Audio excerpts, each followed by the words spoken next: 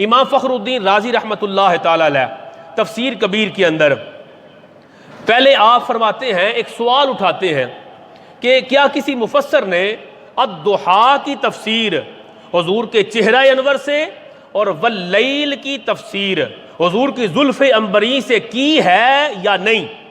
یہ سوال اٹھا کر پھر امام رازی علیہ رحمت خود اس کا جواب دیتے ہیں۔ جواب ایمان افروز ہے، اس کے دو سٹیپ ہیں۔ پہلے درجے میں آپ فرماتے ہیں ہاں یہ تفسیر کی گئی ہے اور اس میں کوئی بعد نہیں، یعنی یہ معنی حقائق سے کوئی دور معنی نہیں، اس میں کوئی بعد اور دوری نہیں ہے۔ اس معنی میں یہ تفسیر کی گئی ہے کہ ودھا سے مراد حضور علیہ الصلوۃ والسلام کا چہرہ انور ہے اور واللیل سے مراد میرے آقا کی زلف عنبری ہیں۔ اب امام راضی فرماتے ہیں، وہ کہتے ہیں بعض مفسرین کرام نے اس میں اضافہ فرمایا ہے۔ اب جن سے یہ تفسیر ہضم نہیں ہوتی ان کو امام راضی کی یہ سے اگلی تفسیر بتا رہا ہوں۔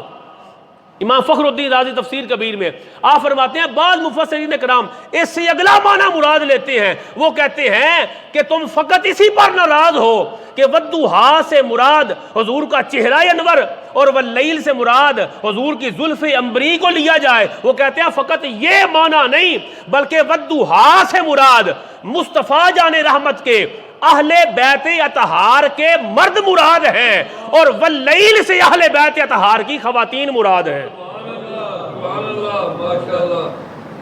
امام فخر الدین رازی رحمت اللہ تعالی علیہ آپ فرماتے ہیں کہ ودھا واللیل اذا سجا ما ودعک ربک وما قلی، ارے تانا دینے والو کہ محمد کے خدا نے محمد کو چھوڑ دیا یا ناراض ہو گیا، ارے رب ذوالجلال تو خدا محبوب کو کیا چھوڑے گا، وہ تو حضور کے گھر والوں کے مردوں کو بھی قسمیں کھا رہا ہے، حضور کے گھر والوں کی خواتین کی بھی قسمیں ارشاد فرما رہا ہے۔